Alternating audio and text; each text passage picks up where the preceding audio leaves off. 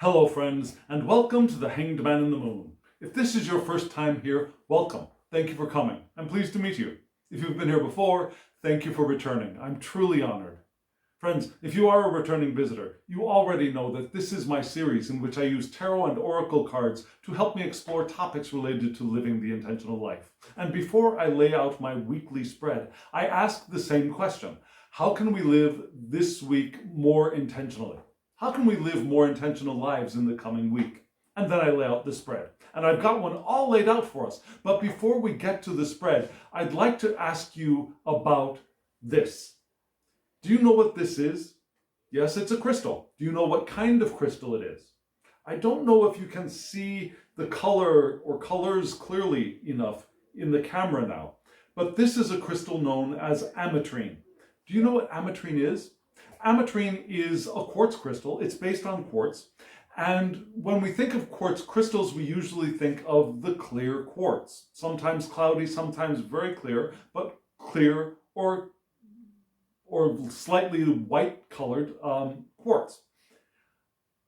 Amethyst is another kind of quartz crystal. So is citrine. And so is a rose quartz actually. But this crystal contains both citrine, which is a yellow-colored quartz, and amethyst, which is a purple-colored quartz. The color for both of these come from the same thing. They come from the inclusion of iron in the quartz crystal. The differences in color are due to different amounts of radiation that they receive within the Earth's crust as the crystal is forming. So that gives us either a purple color or a yellow color, and some formations are red, pinkish, for the rose quartzes. But here we have something called ametrine, which are both citrine and amethyst. So why am I talking about this so much? We have one crystal with two different natures. Do you ever notice for yourself that you are saying things like, I want to do this, but something else. I want to try this, but there's another idea that you have which stands in the way. That's an example of our divided natures. We all have divided natures to one extent or another. It's that divided nature which causes us to say, I want this but that. I want that but this. And if you are trying to place the responsibility for the but on a societal issue or things that you learned from your parents or from your social group, if you're trying to put the responsibility for that but on people out around you, we also want to realize that there would not be any conflict if we had not internalized those thoughts, those ideas, those beliefs, those understandings. So, even if the source of the idea of conflict has come from the outside, it is now here, inside. Or else there wouldn't be any conflict. The thing we want to give attention to, we want to ease, is not the beliefs and understandings and the ideas of the people around us, but those that we have absorbed within us, which are giving us our internal conflict. There are also other times when we might be trying to start a new habit. Perhaps we're trying to start writing a journal or start learning tarot in depth or with sincerity and earnestness. Or we're trying to start an exercise regimen, or we're trying to do we're trying to create a new habit. But we keep going back to our old habits, so the new habit does not have a chance to really get any traction. That's another form of internal conflict. If there was no internal conflict, sure, we just start the new thing. And whatever falls needs to fall behind, or whatever we want to fall behind to clear space for the new thing, we'd let that go very easily. But there are so many areas in our lives, there are so many areas where we either know that there is conflict internally or we do not. Do you recognize that in yourself? I recognize that in myself, certainly. So what do? Well, I think this week's Tarot and Oracle spread is going to give us a little bit of teaching in that area. So if you are interested in that, in exploring this idea, stay tuned, because this is what I'm going to do. Now, this is a two-part series now. You are now watching part one. So what I will do is I will show you the whole spread. And then we will break the spread down into bits. In the rest of this video, we will look at the top part of the spread and the middle part of the spread. In the next video, in part two, we'll look at the bottom part of the spread, and then we'll read the whole spread together. Yeah? And we're all ready to go. Here is the whole spread. Let's take a look.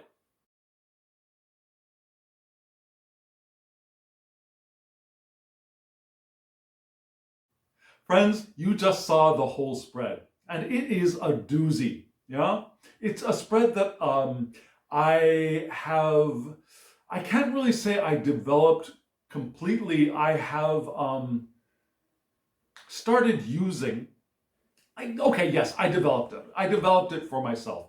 Other people may have developed the very same thing, but I developed it for myself on my own, based on the Tree of Life from the Kabbalah, yeah, Jewish mystical tradition, which flows into Christian mystical tradition, which flows to us, and the Ace of Cups in the Tarot of the Holy Light by the brilliant payne-towler.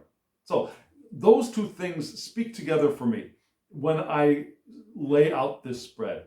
And like I said, it's a doozy. And if you want to understand this spread a little bit more clearly, I did a sample video, a sample reading of this spread, giving you an explanation of the spread, what each bit means, how we can read it as a unity.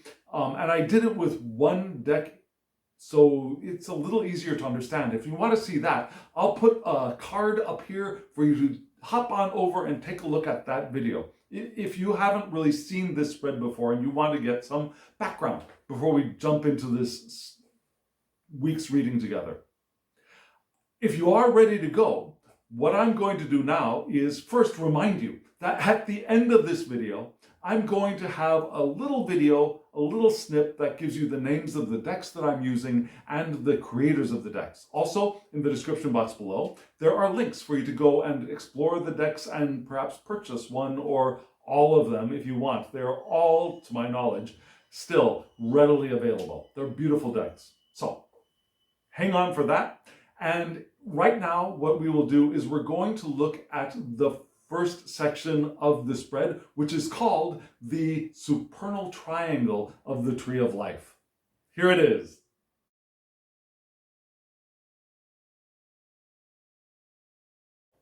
That was the supernal triangle. Yes? And it's a beautiful deck, isn't it? Okay, yes, there were two decks there.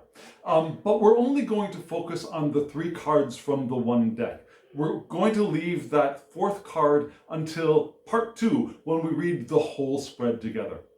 Yeah? So we're going to start off with Kether, where we had the Four of Swords upright, and then move down into Hokmah, where we had the Ten of Swords reversed, and then to Binah, where we had the devil reversed as well. So one upright and then two reversed, which is interesting, yes? Now this deck I always use with reversals, which means that every time I riffle shuffle, I split the deck in half, I turn half of it around, and I riffle shuffle. And I split the deck in half, and I turn half of it around, and I riffle shuffle. So I'm always shuffling in reversals and reversals of reversals and reversals of reversals of reversals, etc.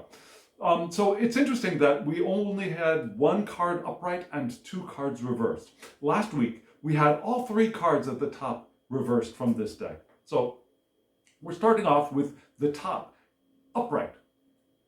And it's the Four of Swords. Here it is, up close and personal. And I don't know if you noticed this, but this Four of Swords is vaguely reminiscent of the Four of Swords from the Smith-Waite deck, the RWS, drawn by Pamela Coleman Smith, right? In that card, we see a tomb, a bier, with four swords below. And on top of the bier, there is a suit of armor for a knight. And above that knight, there is another sword. The fourth sword is above. And also there's a stained glass window with the word Pax engraved in it. If you look closely, Pax means peace. So this card is reminiscent, right? We do see the bier. We see three swords below and one sword above in front of a glowing sun. And this sun is, I think, important in this spread. Yeah, follow the bouncing sun through this spread. So we got the sun up there, but on top of the bier, on top of the tomb, instead of a knight's suit of armor, we have the androgyne. Yeah, a body that is both male and female. So in this portrayal of the androgyne, we have a body with both a male head and a female head, indicating, like I said, the androgyne. And at the bottom, we have Aquarius ruled by Mercury. Why do we have Aquarius ruled by Mercury? Well, let me tell you. The Four of Swords points to the Gemini decanate of Aquarius and its sub-ruler Mercury, from which the mutable aspect of fixed air's vital attributes enter our world.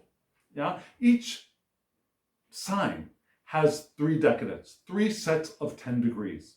And each one of those decanates is allotted a sign. So the first decanate of each sign is that same sign. So the first decanate of Aquarius would be Aquarius. This is the second decanate. Yeah? The second decanate of Aquarius is Gemini. And the third decanate of Aquarius would be Libra, of course, right? So here we are, the second decanate of Aquarius, which is the Gemini. And Gemini's planet is Mercury. So we have Mercury ruling Aquarius through the Gemini room of Aquarius's house, if you want to imagine it that way. And also because this is the second decanate and it is upright, we have a complement. Yeah, we also have Saturn in Cancer. And believe it or not, Saturn in Cancer is not such a conflicting relationship.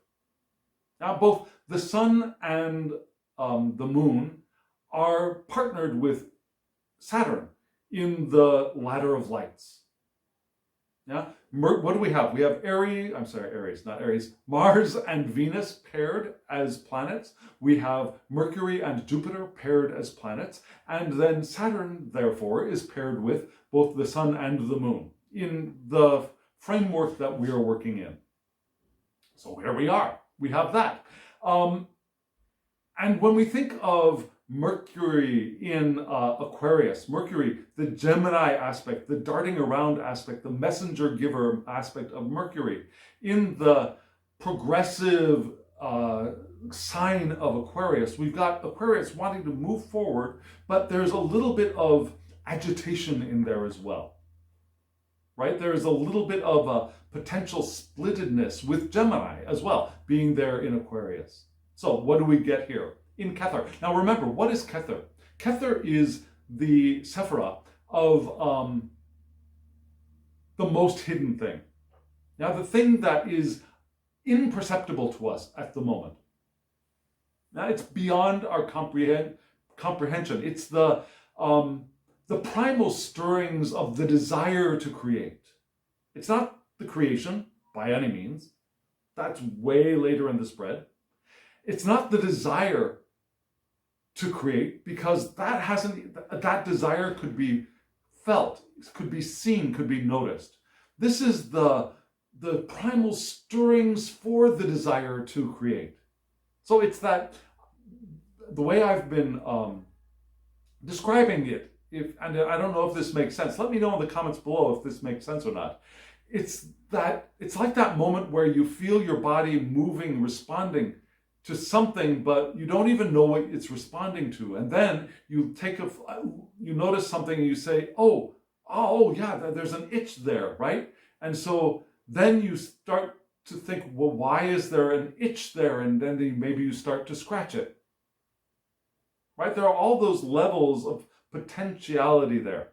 And it begins with that first movement before you notice the movement. There's the movement, and then you notice it. And then you wonder, what is that? And then you notice that there's something itchy there, and then you locate the itch, right? So this is the precognizant, that's the word I keep saying, the precognizant itch to begin doing something. And so this is where our precognizant itch, or this is what our precognizant itch is, the Four of Swords. And in the Rider-Waite-Smith deck, that's rest, it's recuperation, it's meditation, those kinds of things. But here we have something else. We have this androgyne, freed from the imbalances of form, according to the guidebook. Now the androgyne, the Gemini, is freed from form here in Aquarius. And we're left with the face we had before we were born. Have you ever heard that? The face that you had before you were born? It's that eternal nature that we are before we begin co-creating these beautiful bodies that we inhabit. To have these human experiences here in the physical universe. That eternal nature that each one of us is, that's that face that we had before we were born. So this card points to that. And to arrive there, that's the direction we may want to be heading in right now. We want to go on a pilgrimage to our center, leaving behind identifications, leaving behind potentials that are perhaps tugging at us, and liberating the energy and rediscovering our purpose. Have you ever wondered, what is my purpose? One answer that I give when I'm feeling flippant is our purpose is joy. Our purpose is to have joyful lives. Now, some people say my purpose is to heal other people. Well, the purpose for that idea is because it brings us joy, for example. Yeah? Our purpose is to embody our eternal natures here in the physical universe. That is our purpose. And our eternal natures are things such as love, joy, well-being, pure awareness. Those are our purpose. And so we're feeling the itch to rediscover that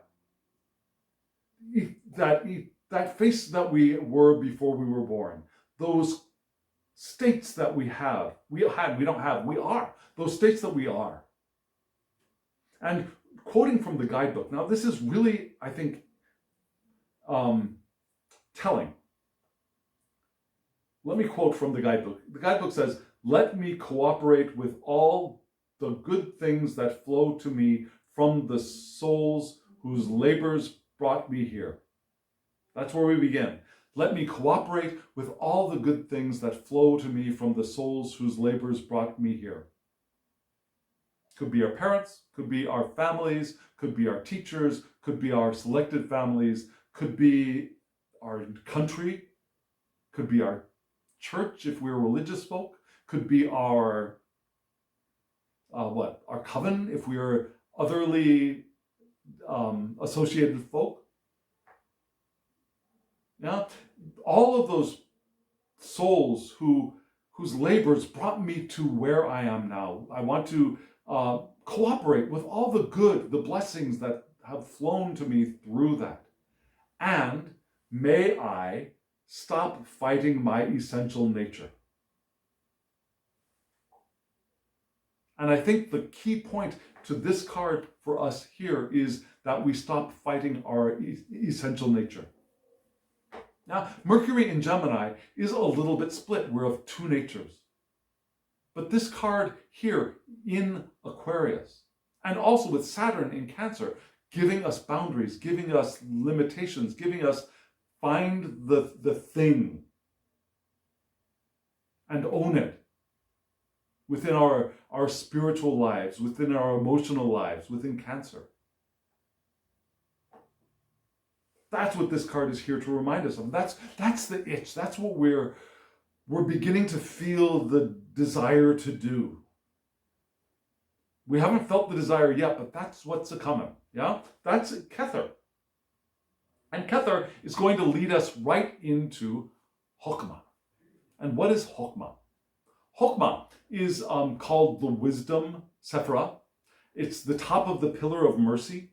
It's the top of the father pillar. It's the purest manifestation of energy. Now remember, Kether, we can't perceive it. We can't even know that it's even there.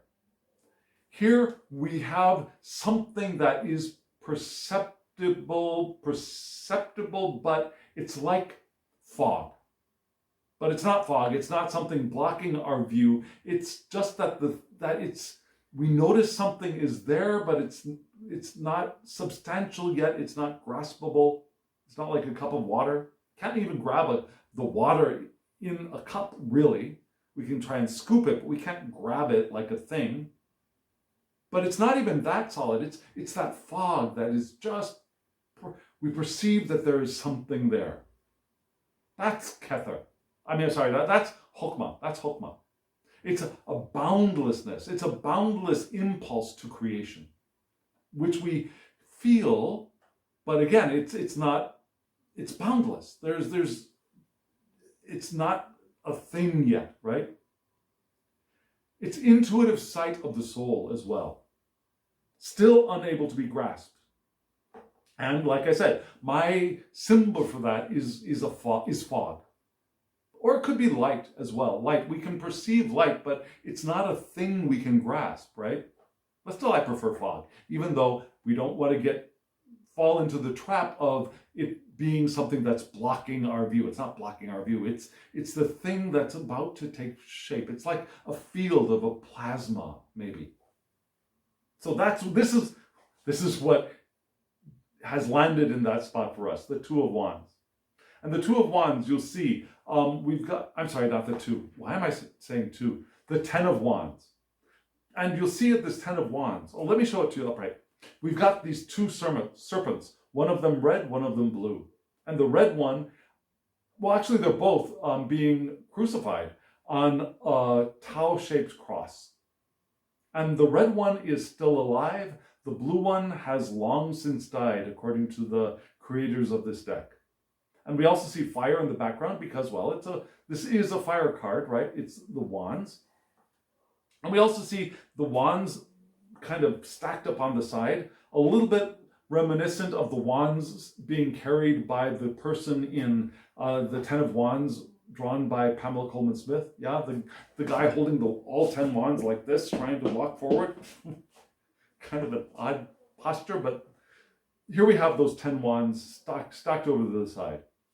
And at the bottom, you can see we have all three of the fire signs, right? We've got Aries, Leo, and Saturn. And Sagittarius. Why?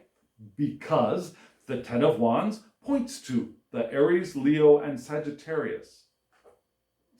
Points to Aries, Leo, and Sagittarius, which are the domiciles for Mars, the Sun, and Jupiter, from which cardinal, fixed, and mutable fire's vital attributes enter our world. All of that fire is entering through all three of those signs in all three of its forms. Upright, we have the idea of burdens about to end in this card. We're in the home stretch. We're coming to a completion. We're coming to a fullness. However, this card showed up in reverse, right? And so my first thought, before I really studied the deck deeply, my first thought when I saw this card in the past was, okay, so then we're not coming to the end. We're in a bad way. We're in a really messed up situation. We're going to be crushed soon, right? But wrong. No, that's not what we got here. Our attention in this card is drawn to the blue serpent in the background.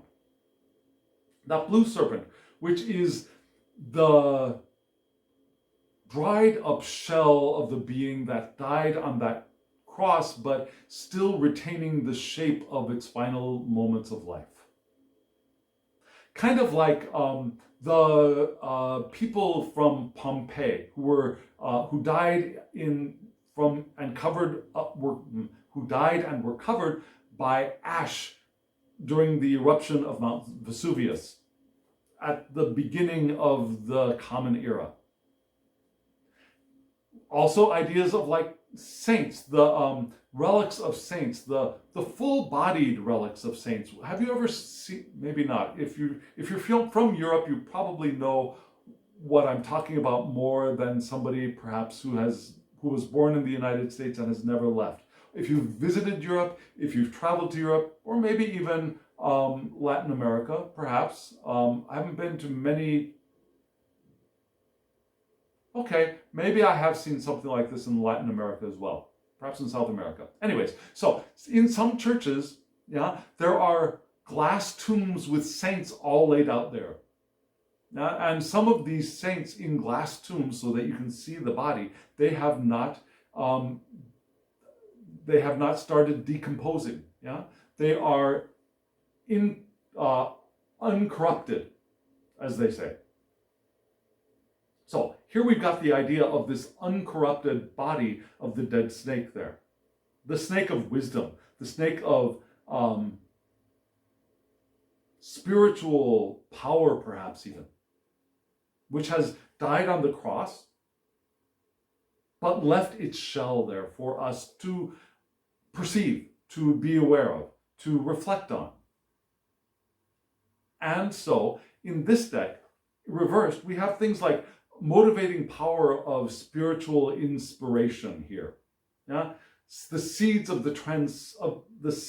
transcendental ideas can lie dormant in the collective psyche for generations, arise full-blown, far from their source, from their exemplar, from that snake that perished on the cross. So there's this potential for transcendental ideas, for inspiration, for revelation. Because in this card, we're reminded that what is dormant is still powerful. It's compelling and transformative in potential, right? And what better spot could this kind of card land than here in Chokmah, which is potential. It's that impulse of creation that's still unable to be grasped, but it's there. There's an intuitive insight there, and there it is, right there, still in that state of formlessness, but there, powerful, compelling, transformative potential. And upon contact with a soul that is ready and willing and able, the divine idea will come to life again. Right? That passion, that spiritual passion, the fire. We say the passion of the saints, right? It's that fiery spiritual essence that is still in potential here. And so what do we move into? We move from here into the devil reversed. There we have the devil reversed. Oh, well, here it is upright for you, so you can see it a little more clearly. The devil. And you can see this beautiful image of two kinds of androgynes, right? At least that's the way I perceive it. Now, there's the larger being in the background, one half green, one half pinkish. The green part spouting fire, the pinkish part spouting water. You see that? And then below, there are two beings, separate but now joined. A little bit advanced in years, but there they are, being paired, right? And behind the head of the large green and pink androgyne, there's a peacock, right? They look like peacock feathers to me. And there's a triangle above, kind of a Masonic triangle above that. And this devil card is brilliant and beautiful. And to me, I see the echo of this here. But this came where we have the androgyne coming together. And yeah, in this card, I'm getting this all reversed. In this card, which was upright, we had the androgyne together as well, but we were reminded of our desire to come into the center, right? Here, they are coming into the center. And we have at the bottom an association with Sagittarius. Why? Because the devil points to Sagittarius, which is the domicile of Jupiter, the expansive, the generous, the lucky Jupiter, right, in Sagittarius, from which these mutable fire vital attributes enter our world. Now, mutable fire enters our world through the devil here, upright and reversed. Now, because this is a major card, we also have associations with Hebrew letters. Now, this is the letter of Samek, which is a support, a prop, something to prop another thing up against, to lean upon, to uphold and to support. Interesting associations for what we consider to be, oftentimes considered to be the card of entrapment or of addiction, right? This is not that kind of a thing. It's supporting and holding up and being something to lean upon when we are perhaps a little weak. And the shape of the letter Samek is the shape of an Ouroboros, right? The snake eating its own tail, which is endless cycles that go over and over and over again, and completeness as well. Now, it's not a straight line, but it's something that bends in upon itself and completes itself, like the World card. And it's also shaped like and carrying the significance of a wedding ring for some people, Samek. The union, which is interesting because here we have the union of beings at the bottom down there, right? Looking a little bit like a wedding, in a sense.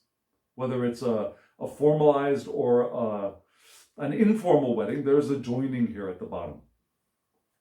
It's also for the runes associated with Algiz, which is the shape of the elk, the horned deity. And usually when we think of the devil, we think of a horned deity, right? But in the runic mythology, this horned deity is the deity of protection, not evil. It's the deity of openness and happiness and life force, vitality, which makes sense with Sagittarius, right? That life force, that vitality, optimistic, moving forward, beneficent, Jupiter. So this is a very different understanding of the devil. But what does that mean for us in reverse? In reverse, instead of that expansiveness, we've got a reflexive potential for self-centeredness, narcissism, hubris. Now, remember, this is in the spot of Binah. And I didn't tell you what Binah meant yet, or what is the significance of Binah. This sepra is the top of the mother pillar. It's this pillar of severity. It's also the pillar of Sophia, moving into the earth, creation of the earth, creation of Malkut. So, I'm sorry, I keep holding this up, and you don't need that, do you? So Binah receives the energy from Hokmah and starts to give it some shape. Yeah, it absorbs the energy from Hokmah into a sort of womb. Now, this is the womb that gives shape to the Spirit of God. It's not manifest. It's not materialized. It's still not completely graspable, but that fog now has some boundaries a little bit. But it's also been not split apart, but variety. It has become more varied. It's like that light has entered into the womb and struck a prism, and all of these colors, different colors, come shooting out within this womb of creation. So there's a multiplication of kinds of things. There's a more variation to what it is. It's the splitting apart and becoming more diverse here in Binah. Within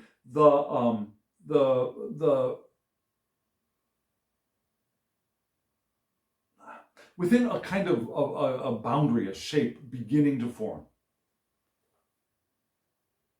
Now, Binah applies stability and form to the energy it receives from Chokmah.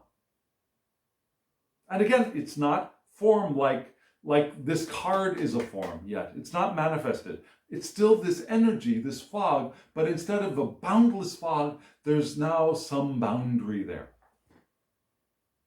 And this boundary that forms is pointing to self-centeredness, perhaps, or narcissism, or hubris, which inflates us to the degree that we lose touch with reality. It could be that. But there is another way of appreciating this card in reverse. It could be the taboos for straying beyond societally approved norms. Now, like Sagittarius does not follow the rules. Sagittarius moves forward, goes beyond the boundaries. So we're all enculturated with taboos and norms that we have received and react to in one way or another. Some of us will just live within those bounds. Some of us will rebel against those bounds aggressively. Some of us will feel comfortable being within the bounds and reaching out beyond when that seems appropriate. So here we are not so much confronted by it, but we notice the taboos against straying beyond the bonds set by society, including those for society, and yet we want to move past them. For what reasons? Well, it could be for self-fulfillment. Yeah? Society may have taboos against how we want to fulfill ourselves. So we realize our deepest desires and capabilities here. Or looking deep into our inborn, God-given, natural, and innocent characteristics. And I think that's the direction that this card is pointing to. Now, rather than the self-centeredness, narcissism, and hubris, although we may still be perceived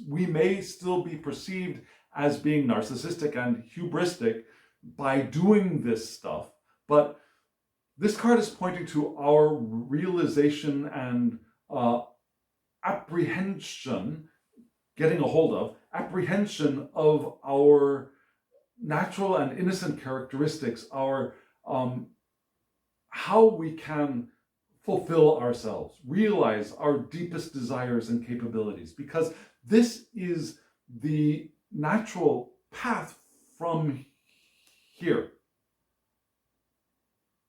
Right? So here we have this whole triangle about self-discovery. Also, divine inspiration in the Ten of Swords. And it's not formed, it's not hasn't been manifested yet, but we do have that beginning sense in this supernal triangle of "to thine own self be true," perhaps. Hey, maybe that's going to be the title of this video.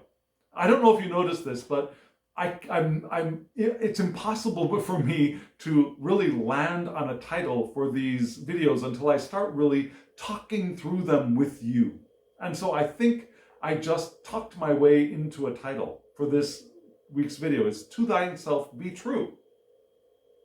And part of that could be the Crowley version of "Do What Thou Wilt," but instead that "Do What Thou Wilt" comes from the "To Thine Own Self Be True," which I think is the summation of this supernal triangle. Do you agree? Does that make sense? How this Four of Swords leading into that because that divine revelation, that where are we? Here, reversed. This divine revelation, this transcendental idea is not something that is foreign to us. Because as eternal beings, there is nothing that is foreign to us. It's all here within us. It's just that we have not availed of ourselves of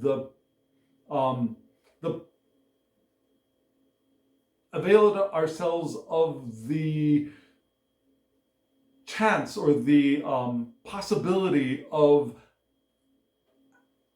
knowing, of receiving that inspiration, of knowing and receiving the transcendent idea, of waking up to self. Well, sorry. Yeah? And we place that idea in this dead snake here. Yes, we're doing that in this card. But remember, even that dead snake is not apart from ourselves when we think of ourselves as the eternal beings that we are. Because that eternal being that we are is part of the oneness, just as this snake which has died and left its shell on the cross is also part of that oneness. There's nothing separating us from this snake, from the divine idea, from the full-blown transcendental idea, from the information from the collective psyche. We're not separate from that. But in order to allow ourselves to have access to it and the revelation of it, sort of like the judgment card, we might want to do a little bit of that strength card work of opening up to the fullness of self. Right? And then doing the alchemy of this, of discerning the truth of self, where and how we will allow ourselves to go beyond the boundaries that we believe have been set for us. Does that make sense? Again, let me know in the comments below. I'd really love to know what you think, and if we're on the same card rather than page. So, friends, this was the supernal triangle. Let me show you the next triangle, which is variously titled the ethical triangle or the emotive triangle. Let's take a look at that now.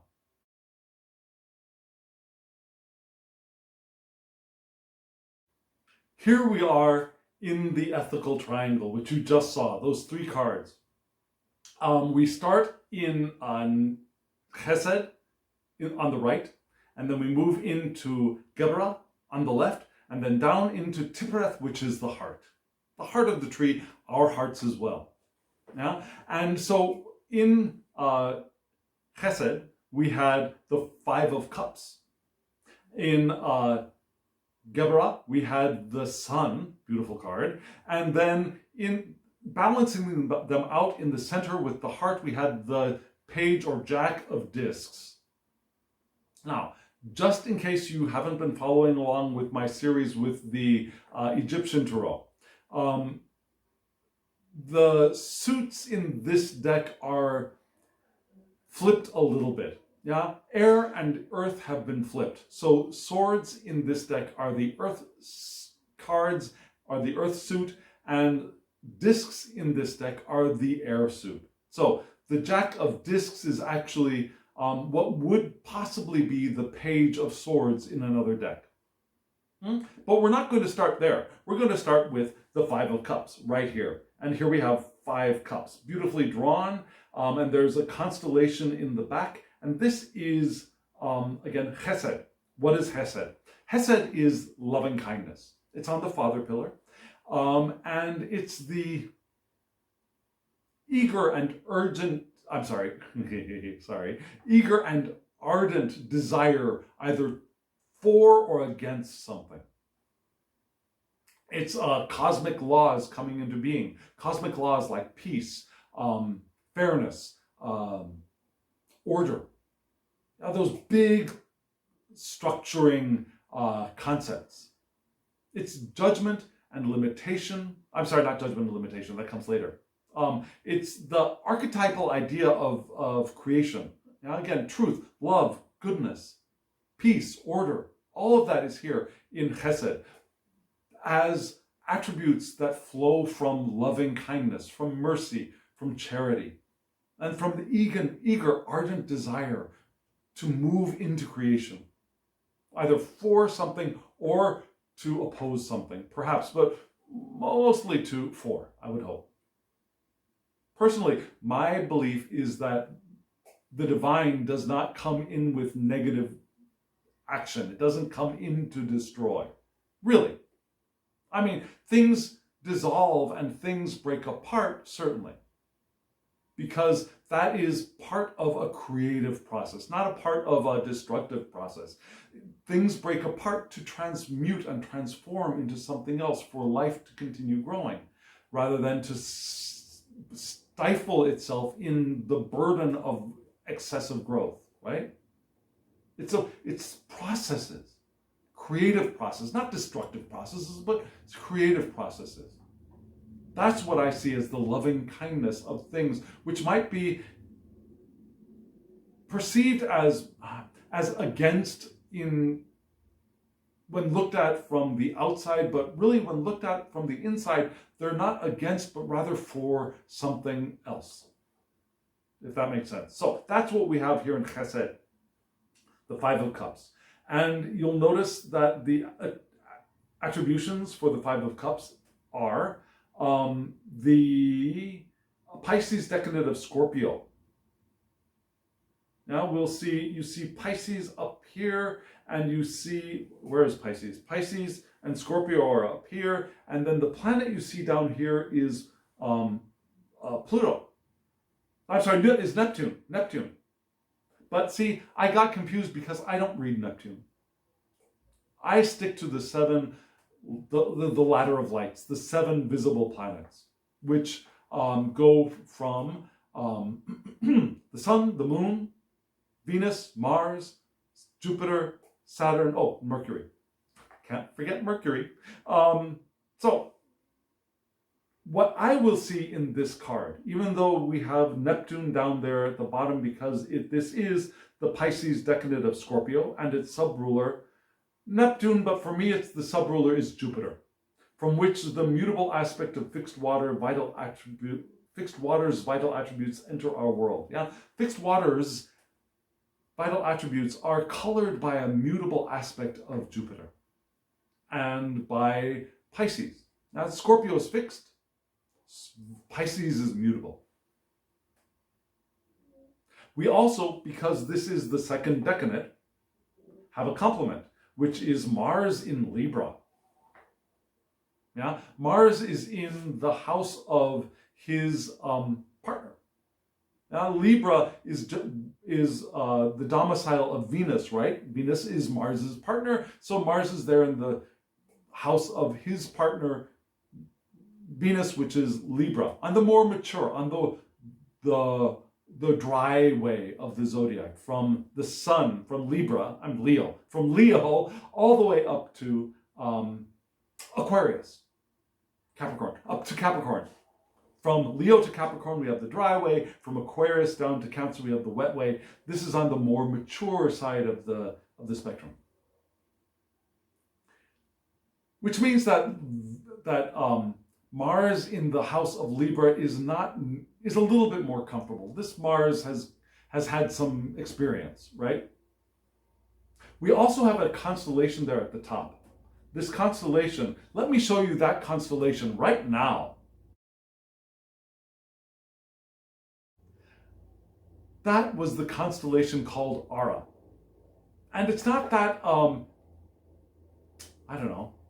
I guess it is significant, but it doesn't have like this long story that I've been able to find yet. Other constellations have complex and diverse stories, which are really interesting and full of action and intrigue. This one, it's a table. It's an important table. Well, I should say it's more of an altar. It's the Ara was identified as the altar where the Olympian gods gathered together to plot out their plan to defeat the Titans. The Olympian gods, yeah. In the Greek pantheon, that would be Jupiter, Juno, Aphrodite, Bacchus, no, Dionysus, I'm sorry, Dionysus. Well, Dionysus wouldn't have come around yet. But the Olympian gods had to fight when they were freed from the gut of their father who ate them, had to fight the Titans to get control of the universe. And so they met to do that at the altar of, well, this altar, which is called Ara. Oh, if you don't know, the Titans were the gods before the Olympian gods. Okay, so here we are. We got this altar here, which is interesting. A place for meeting, for planning, for strategizing, a holy place. It's an altar. It's an altar of gods, right? So what is this Four of Cups in this, our place of kindness and loving kindness and mercy and ardent desire here to teach us? Well, it starts with judgment a little bit. Yeah, we've got the idea of judgment for the Five of Cups, perhaps the realization of a dream, which would be significant considering the reading for the supernal triangle, right? We realize that dream, that spark of divine inspiration. A rewarding psychic experience is part of this as well. It could also be things like good fortune and love, deep-seated attachments. Fidelity in love is indicated here as well. Emotional responsibility, attracted responsibility. Relational responsibility is here. Also an indication to hold our emotions in check, not to go fly off the handle, for example. Not to fall blindly, madly in love either, but to keep our emotions in check and keep a balance with our rational minds. Benefits from hidden influences are possible here. Also, we're asked to check our sensitivity with sound judgment. Yeah, have you ever felt hypersensitive and not really, and either just become reactive? Instead of doing that, we're asked to check our sensitivity and see if there's a rational reason behind it, or if there's, I don't know, maybe we're having digestion, or maybe we're just tired, right? So check in with how our sensitivity is causing us to react to the world, and perhaps not allowing those reactions to be knee-jerk, detrimental reactions. All good things. But now that we've really talked about that supernal triangle, I think deep-seated attachments are here. And not the deep-seated attachment of perhaps a what is that word? It's an addiction. Not that kind of deep-seated attachment, but our deep-seated attachments to the desires that we had before we came into these bodies. The desires to be the face that we were before we were born. If that makes sense. A realization of the dream that has been latent within us until now. That seems to flow naturally from the supernal triangle reading, does it not? So here we have, and that Pisces softening up and moving Scorpio forward a little bit is there too. Yeah, Scorpio's got this, and of course Pisces is also very psychic, a very deep ocean of psychic potential. And Scorpio is also psychic, but laser focused psychic abilities. So that psychic ability is softened and perhaps allowed to flow a little bit more easily with Pisces as a companion, with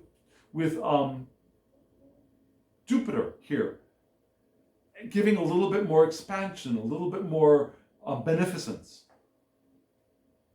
And we've got Mars here in Libra, doing the action of balancing out our passions rationally, not flying off the handle as Mars sometimes wants to do. But here in Libra, Mars is asked to calm down and be a little bit more balanced and more relational. And so I think we're called to all of that in this spot of Hesed, for loving kindness, for our ardent desire to move in the direction of, with realization of our dream, for attachments and fidelity in love for a lover, certainly, but in love with self, with the divine, with other people. Because that is loving kindness, right? Fidelity in that loving kindness relationship with self and what we perceive as other, and the divine. All of that moves us into a little bit more of a binding, restraining, a Saturnian experience in Geberah. And the card that landed in Geberah is a really bright and expansive card in many ways. Geberah, what is Geberah? Geberah is, like I said, judgment, limitation. It's also putting motion to the ideas and ideals that we had in Hesed. It acts in concert with Hesed to form reality. These Hesed and Geberah are the hands that start forming and shaping that energy from the supernal triangle into something a little bit more tangible.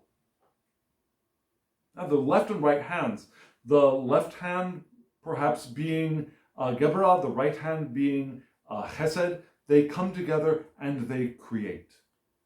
We're not at manifestation yet, but we are shaping things.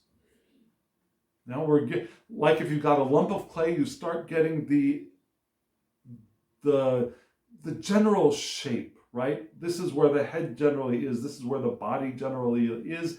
That's the formation here. And the formation is helped by the sun. Remember I said to follow the bouncing sun that was radiant at the top of Kether and bounces right down here to the sun in Geberah. And what is the sun? The sun is Leo in this deck. Just so you know, that's my sun sign. I think that's so clever to me, that my sun sign is Leo with the sun.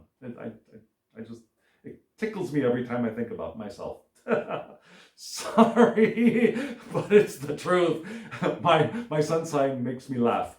The sun. And so here we have, fixed fires, vital attributes entering our world through Leo here. We also have the Hebrew letter of Kof, which is the back of the head, the monkey mind.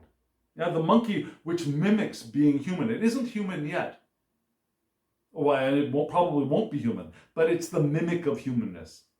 And so Kof, which is back here with, what is the part of that brain? If you know, let me know in the comments below. It's that part of the brain which we carry over from our reptilian ancestors. The amygdala, I think. It's that part of the brain too, at the back of the head. And we're asked to, as human beings, to find a way to overcome our animal nature, not in the sense of suppressing or oppressing or removing it, but taking the lead, gaining leadership over our animal nature in the sun, which I guess kind of flows naturally from the moon, where we have a lot of that instinct with the crab crawling out of the water, right? Here we're asked to, okay, so the crab's out of the water, we see it, and now let's put a leash on it. Because that animal nature is not a bad thing. We want it. It helps us keep alive in this world. But we want it to be in its proper place. Just like we want ego to be in its proper place, not to imagine that it is the God of the world and creating the world for us, but we want it to be in its proper place, doing its proper functions. And if it's doing that, then ego is a beautiful, wonderful part of ourselves, of our psyches. It's when it goes all haywire and believes that it's in charge and is alone in the universe that things start getting wonky. So here, that amygdala, I think it is the amygdala would get all wonky if it thinks that it's in charge, right? We don't want it to be in charge. We want it to be our assistant. So we want to manage it. And in that, this is also associated with the rune Ewaz. Ewaz looks like the letter M, and it's associated with a horse.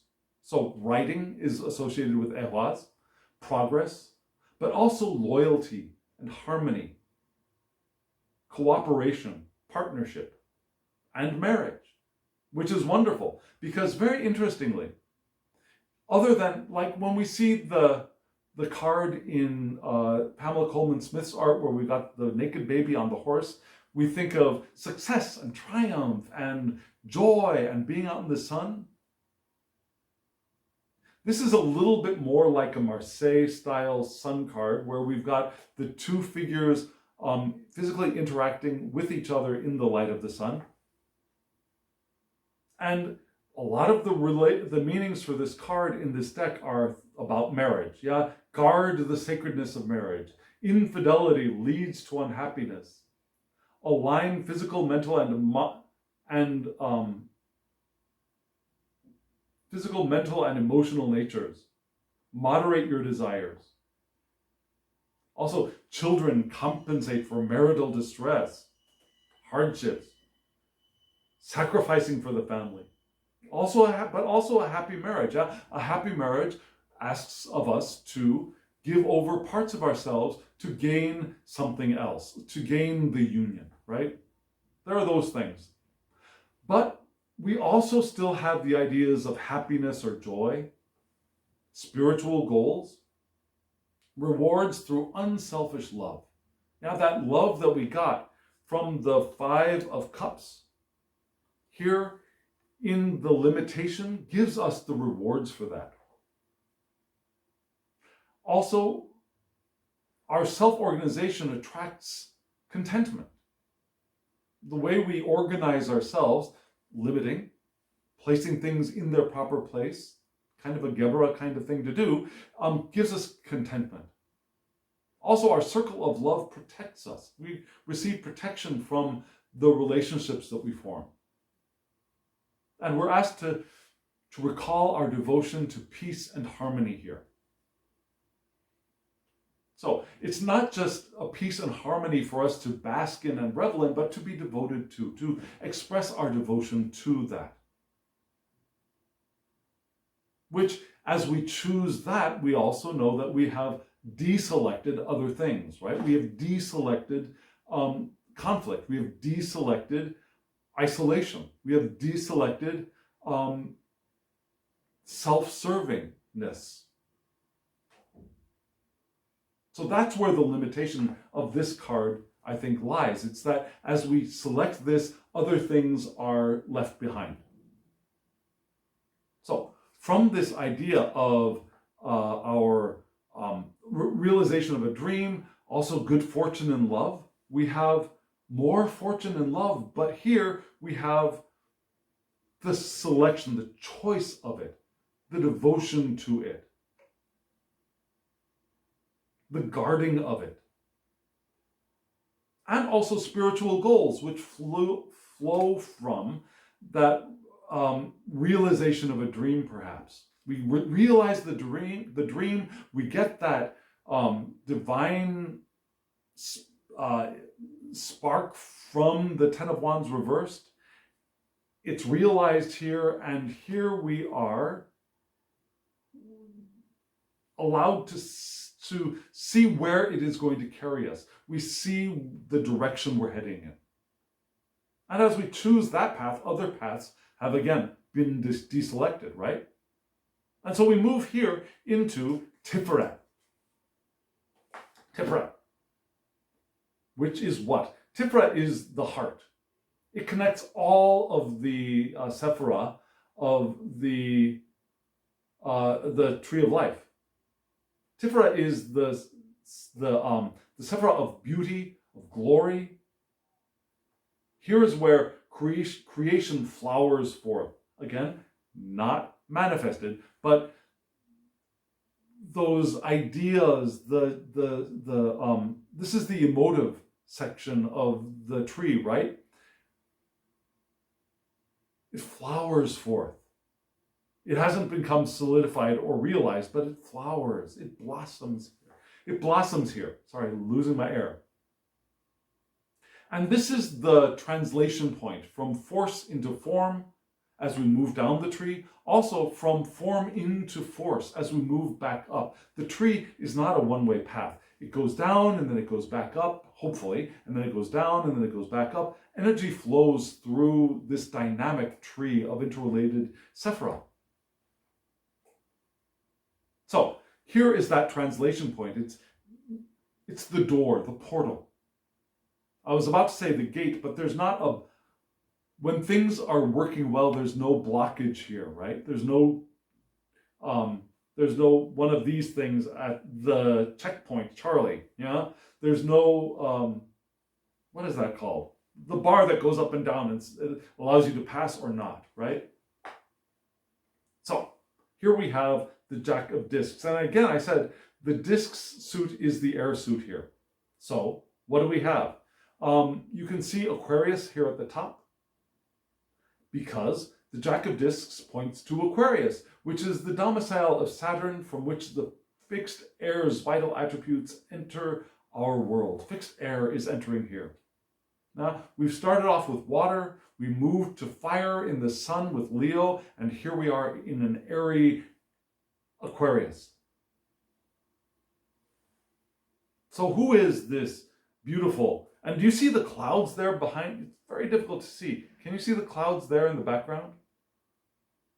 It's a beautiful, beautiful color rendering of this deck, which was originally black and white. So what do we have? Aquarius, progressive and advanced ideas moving forward, right?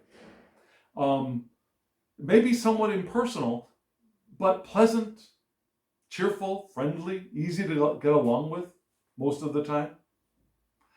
Interested in education, learning, new discoveries, but also the past, right?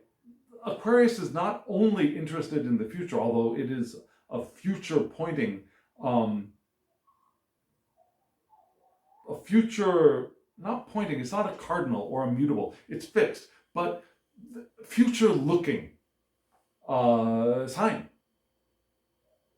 So Aquarius is interested in current events, but also the very, very old, because Aquarius knows that the very old informs the direction that we are moving in. And because of that, because they have a very expansive view as an air page, a very expansive view, they also have very unconventional outlooks. But they're also interested in practical, creative activities. Yeah, what they want to, when they're at the best, they want to put the things that they learn and the things that they see into action into the world. And they can be altruistic when they want to be, when they're in a good mood. And they can be concerned with the welfare of society as well, even though they are sometimes somewhat impersonal. They look impersonal, but still, they are interested in the way society is working. Very functional on the emotional, not very functional on the emotional plane. It's all idea, and this is working right and that's not working right, so let's fix it. They can learn wisdom is best when accompanied by practical applications. So sometimes they do get a little bit too much in their head and they forget putting the thing in practice. They get so enthralled by what they're learning, what they see, and oh my God, look at that, and look at this, and look at that. Not bouncing around like a Gemini, but they're so intrigued that they forget to put it into practice. They forget to make things practical as well in the here and now. But that's when things are off. Yeah, they do have that desire to fix things that are here now as well, as a fixed sign might want to do. Leos want to fix things too. Fixed fire. fixed water. Scorpios want to fix things too.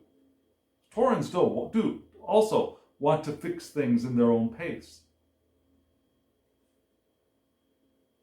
So, what does that mean for us? Why is that at our heart? Well, let's think of this. We've got at one side the realizations of dreams, psychic experiences, fidelity in love. And on the other side, we want to devote ourselves to that love. We want to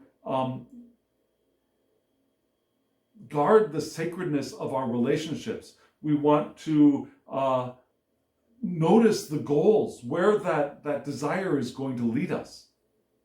And here, we start rationally putting things in order. We look for the path and we find the path. We learn from the past. We learn from that snake that was hanging on the tau-shaped cross upside down in Chokmah. Yeah, in Chokmah.